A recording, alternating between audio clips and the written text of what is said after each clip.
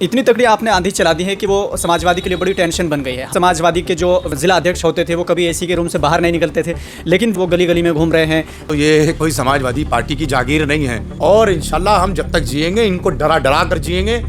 लोकसभा चुनाव को लेकर एमआईएम मेरठ की क्या तैयारियां है, क्या प्लानिंग है? प्रत्याशी होंगे वो आप ही होंगे या फिर कोई और दूसरा चेहरा होगा? लोकसभा चुनाव की तैयारियां मजबूती से चल रही हैं, लगातार मेरे दौरे चल रहे हैं, लगातार मीटिंगें, लोगों से मुलाकातें चल रही हैं। इंशाल्लाह मजबूती से चुनाव लड़ेंगे। ये भी कहा जा रहा है कि आपने समाजवादी के वोटों में बड़ी सेंध मार दी है और एक इतनी तगड़ी आपने आंधी चला दी है कि वो समाजवादी के लिए बड़ी टेंशन बन गई है। हमने देखा कि कई जगह से इस तरह की खबरें सुनने को आ रही हैं। समाजवादी के जो जिला अध्यक्ष होते थे वो कभी एसी के रूम से बाहर नहीं निकलते थे, लेकिन जिस तरीके से यहाँ से हवा जो चली है, अब कई जगह से इस तरह की खबरें हमें मिल रही हैं कि वो लोग जो कभी कमरों से बाहर नहीं निकलते थे वो गली गली में घूम रहे हैं। कई बार हमने देखा कि लगातार एमआईएम में बहुत से कार्यकर्ता जुड़ रहे हैं, तो उनको वापसी करने के लिए, उनको मनाने के लिए अब सड़कों पर घूम रहे हैं। तो क्या कहना चाहेंगे आप?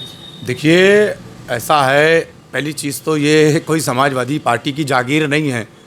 जिसको आप कह रहे हैं कि समाजवादी के वोटों में सेंध मारा, ये वोट समाजवादी की जागीर नहीं है साहब।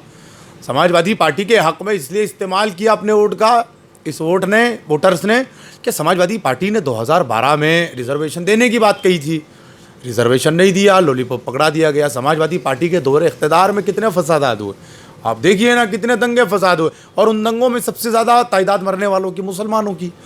तो आवाम ये सारी चीज़ों को समझ रही है। दूसरी चीज़ ये है कि इन लोगों का गली कूचे जाना ये डर अच्छा है, और इंशाल्लाह हम जब तक जिएंगे इनको डरा डरा कर जिएंगे। हमारी बस्तियों में ये लोग जा रहे हैं, कम से कम इनको मालूम तो होगा कि हमारी बस्तियों के हाल क्या है।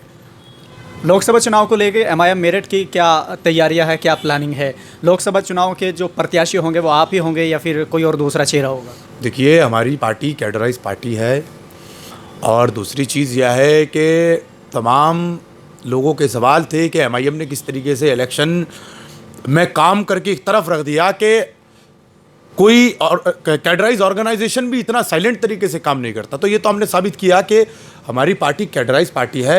हमारा एक एक वर्कर वो कैडर से जुड़ा हुआ है, जिसको ये मालूम है कि मेरा काम यह है, मुझे अपने काम को अंजाम देना है, मेरी जिम्मेदारी यह है, वो उसको निभाता है। तो हमारी पार्टी कैडराइज पार्टी है। हमारी पार्टी तय करती है कि कौन लड़ेगा, कौन नहीं लड़ेगा।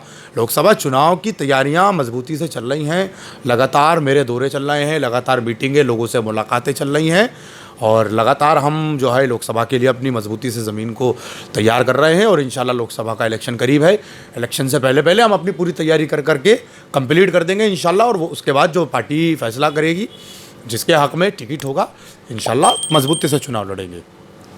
चलिए, ये थे मेरे साथ हाजी अनस, जो एमआईएम के महापौर प्रत्याशी थे।